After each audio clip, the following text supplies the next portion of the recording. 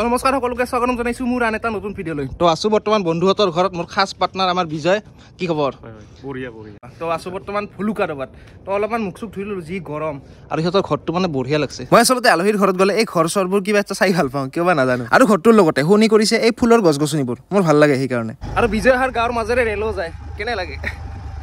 আজি আমি কলৈ যাই আছো জানে, যিহেতু পূজাৰ সিজনটো আহিল, তো বিশ্বকৰ্মা, দুৰ্গা পূজা, লক্ষী পূজা আহিলে আৰু পূজা। আৰু পূজাত যে মূৰ্তিবোৰ আশীৰ্বাদ ল'বলৈ যায়, প্ৰাৰ্থনা কৰিবলৈ যায়, সেইবোৰ মূৰ্তি ভগৱানৰ মূৰ্তিবোৰ কেনেকৈ বনায়, তো তাতে আজি যাই আছো। আৰু আহি পালো পাতিলা দহা, আৰু ইয়াতে মূৰ্তিবোৰ বনাই চাওকচোন কিমান মূৰ্তি আছে। তো তাৰ আগতে খুৰাজনৰ লগত কথা পাতি আছো। তো আহি পালো পাতিলা দহা, আৰু পাতিলা দহাত ইফালে খুৰা আছে। খুৰা ভাল না খবৰ?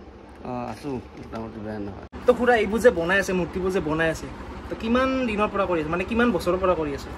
এতিয়া মই মোটামুটি 37 বছৰ ধৰি কৰি আছো। 37? বহুত আগৰ একদম সৰুৰ পৰা। আৰু প্ৰথমে বিশ্বকৰ্মা মূৰ্তিবোৰ কিবা চকুত পৰিছে, কি ধুনীয়াকে ৰং কৰা হৈছে, আৰু কমপ্লিট হ'বই আৰু অলপমান আছে। তো খুৰা সুধি ৰ'ব কিমান মান বনাইছে? 150 পিচ আছে। 150। আৰু ইফালে আপোনালোকে দেখিছেনে বহুত বনাইছে, ইফালে দুৰ্গা মূৰ্তি আছে। যিহেতু দুৰ্গা পূজা আহিবলৈ মাজত কেইদিনমান বাকী আছে, তো সেইকাৰণে মাটিৰে লেপ দিয়া দেৱীৰ বডিটো বা প্ৰতিমাটো শুকুৱাবলৈ দিয়া হৈছে এনেকে। তো ইফালে খুৰা এজনে কাম কৰি আছে, আৰু ইফালে মানে সজাই আছে ধুনীয়াকে। খুৰা এইটো কি কৰি আছে? এইটো অলংকাৰ পাতি পৰাই আছো, আৰু এইবিলাকে এই যে মুৰালি চৰালি লগাব লাগিব, পাছত চুলি লগাব লাগিব। আৰু এই যে আপুনি যে এইটো ব্যৱহাৰ কৰিছে, এইটো ক'ৰ পৰা আহিছে? এইটো কলকাতাৰ পৰা আহিছে, কলকাতাৰ পৰা। তো ইফালে বিশ্বকৰ্মা মূৰ্তিবোৰ যে আছে, তো সকলো মানে একে নহয়, বেলেগ বেলেগ ৰং। তাৰমানে হালধীয়া দিছো, বগা দিছো, গোলাপী কালাৰ দিছো, আৰু অৰেঞ্জ কালাৰ দিছো। আচলতে মূৰ্তিবোৰ বনাবলৈ এটা বিশেষ মাটি ব্যৱহাৰ কৰা হয়, আৰু মাটিটো আপোনালোকে দেখিছেনে? তো ইফালে দম কৰি থোৱা আছে। তো ইফালে খুৰা কি মাটি এইটো? এইটো নিকা মাটি হয়, আৰু এটা আছে এইটো নিকা মাটি, আৰু এইটো যিটো যে মাথা চাথা আঙুলি চংলি লগাই সেইবোলে সেই পাঠশালাৰ পৰা হীৰা মাটি আনিব লাগে, কিনি আনি। যিহেতু দুৰ্গা পূজা আহিবলৈ কেইদিনমান বাকী আছে, তো লাহে লাহে কাম চলি আছে। আৰু ইফালে যিহেতু সোনকালে মানে আহিছে আমাৰ বিশ্বকৰ্মা বাবা, তো বিশ্বকৰ্মা মানে এই মূৰ্তিবোৰ যে আছে খুৰা, তো এইবোৰ মানে বনাবলৈ মানে ষ্টাৰ্টিঙৰ পৰা শেষলৈ মানে কিমান দিন লাগে এনে এটা আনুমানিক? মানে 1-1.5 মাহ লাগি যায়। তো এটা মূৰ্তি বনাবলৈ বহুত কষ্ট লাগে। এটা মূৰ্তি বনাবলৈ হ'লে কিমান কষ্ট আৰু সাধনা লাগিব ভাবকচোন। খেৰ আৰু মাটিখিনিৰ পৰা এটা পাৰফেক্ট মূৰ্তি লৈ বনাবলৈ হ'লে কিমান কষ্ট লাগিব, তো আপোনালোকে ভাবি চাওক। তো ইফালে দুৰ্গা মূৰ্তিবোৰ আছে, আৰু ইফালে খুৰা আছে, আৰু খুৰাক মই সুধিম এটা পাৰফেক্ট মূৰ্তি বনাবলৈ প্ৰথমৰ পৰা শেষলৈ কি কি কৰিব লাগে, তো খুৰাৰ মুখৰ পৰা শুনো আহক। তাৰমানে খেৰ আনি এই চুতলি বান্ধি কিনে পাছত মাটিটো খেৰটো বান্ধিব লাগে। বান্ধাৰ পাছত কিনে হাত চাত লগাই কিনে পাছত লগাব লাগে। লগাৰ পাছত মাটি দি লেপি দিব লাগে। লেপি দিয়াৰ পাছত তাৰমানে বুক চুক বনাব লাগে। তাৰপাছত অলপ শুকানৰ পাছত এই আপোনাৰ মাটি লগাব লাগে। মাটি লগাই একদম প্লেন কৰিব লাগিব। প্লেন কৰি কিনে পাছত ব্ৰাছ মাৰি কিনে তাৰপৰা আপোনাৰ পাছত আঙুলি পাছত লগাব লাগিব। তো নেক্সট শুকাৰ পিছত মানে মাটিটো শুকাৰ পিছত তা কি কৰে? পাছত তাৰমানে আঙুলি মাথা চাথা লগাই কিনে পাছত ফাট মাৰিব লাগিব। ফাট মাৰি কিনে পাছত কালাৰ কৰিব লাগিব। কালাৰ কৰি কিনে পাছত কানি কাপোৰ পিন্ধাব লাগিব, মূৰালে পিন্ধাব লাগিব। পাছত চকু টকু দিয়াৰ পাছত চেন বস্তুটো লৈ যাব।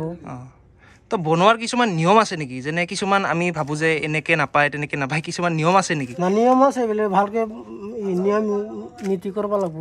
বেয়া নিয়ম হ'লে মোৰ ক্ষতি হ'ব মোৰো।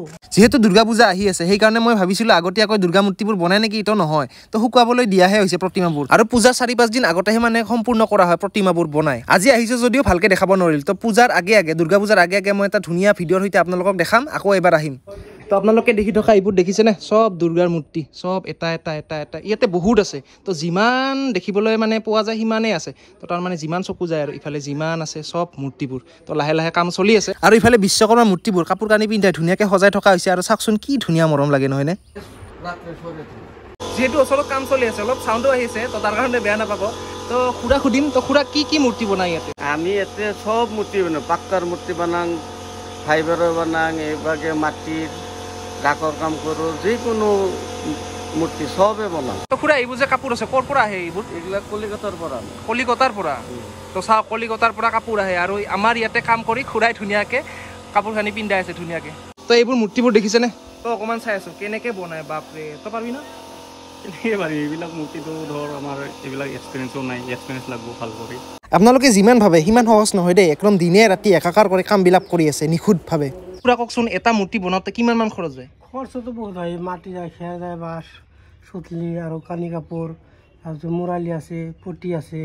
এইবিলাক যদি হিচাপ কৰোঁ কিন্তু সিমান আমাৰ লাভ নহয় তাৰমানে এটা মূৰ্তি 1500 টাকা বিক্ৰী হয় 2000 টাকা বা 3000 টাকা সিমানটো নহয় নাযায় কিন্তু হেনে হ'লে কি হ'ব কিন্তু আমাৰ সেই হিচাপে এটা কাম কৰিব লাগে কৰ্ম কৰিব লাগে সেইকাৰণে কৰি আছো খাই আছো আচলতে এটা মূৰ্তি বনোৱাৰ প্ৰথমৰ পৰা আৰম্ভ কৰি যিমান বস্তু লাগে সব মানে কি সব কিনিব লগা হয় আৰু খৰচ বহুত হয় সেইকাৰণে যিখিনি খুৰাহতে মানে মূৰ্তিবোৰ বনায় তো আচলতে লাভ ইমান নহয় তো আপোনালোকে যিমান ভাবে সেইকাৰণে এই মূৰ্তিবোৰ কিনি নিওঁতে আপোনালোকে দৰদাম নকৰিব আৰু আজি ভালকে দেখাব নোৱাৰিলোঁ দুৰ্গা প্ৰতিমাবোৰ তো নেক্সট এদিন আহিম পূজাৰ আগত আকৌ এটা ভিডিঅ'ৰ সৈতে আৰু আপোনালোকক যদি মূৰ্তিবোৰ লাগে বা অৰ্ডাৰ হিচাপত যদি আপোনালোকক যদি অৰ্ডাৰ কৰিব খোজে তেনেহ'লে মই খুৰাৰ নম্বৰটো দি দিছোঁ ডেছক্ৰিপশ্যনত তো আপোনালোকে কণ্টেক্ট কৰিব আহিব পুনৰ এটা নতুন ভিডিঅ'ৰ সৈতে লগ পোৱাৰ আশাৰে আজিলৈ এৰিছোঁ বাই